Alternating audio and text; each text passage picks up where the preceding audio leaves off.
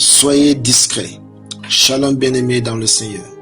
Notre méditation du jour s'intitule « Soyez discrets ». Durant notre texte dans Esther chapitre 2, le verset 10 qui nous dit ceci. Esther ne fit connaître ni son peuple ni sa naissance, car Mardochée lui avait défendu d'en parler. Alléluia. Nous habitons actuellement un monde où la civilisation de l'image prévaut sur celle des valeurs. Cela conduit à une situation où ce qui est apprécié est ce qui est filtré ou traité par des applications. Sans s'en soucier, chacun attire et crée ses propres combats.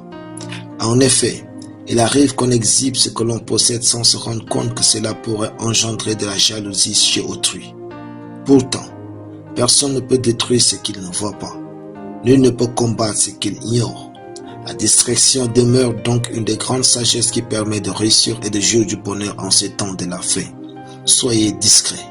Dans notre texte, il est question d'Esther, une fille incognito que Dieu fit devenir reine. Outre sa beauté, son visage brillant, son odeur parfumée, Esther était une fille discrète. Il est écrit, Esther ne fit connaître ni son peuple ni sa naissance, car Mardochée lui avait défendu d'en parler. Mardochée, l'oncle, le tuteur et le mentor d'Esther, savait que la vie est parfois déroutante quand vous ne savez pas vous taire. Il avait donc défendu à Esther de révéler ses origines. La discrétion est la voie d'or vers la royauté. Vous ne pouvez pas aller vers un grand avenir sans savoir vous taire. Apprenez à contrôler votre langue. Ne soyez pas naïf au point de croire que tout le monde vous aime et tout le monde vous veut du bien. La vie est faite des saisons difficiles. Et parfois dans ces saisons difficiles, plusieurs personnes changent en mal. Parfois, les informations que vous avez partagées lors de vos moments difficiles peuvent être utilisées par certaines personnes pour vous porter préjudice lorsque vous êtes en pleine réussite.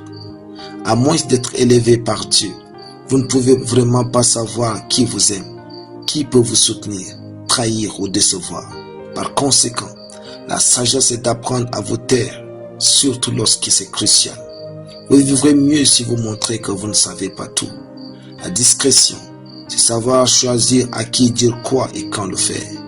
Ne soyez pas méfiants, soyez juste discret. Construisez votre vie avec sagesse et prudence. Esther fut reine sans souffrir par sa discrétion. Votre discrétion vous épargne des mots que votre fierté vous donnera. Alléluia. Prions. Merci Père pour ta parole dans mon cœur. Je marche avec sagesse et discrétion dans ce siècle au nom de Jésus. Amen.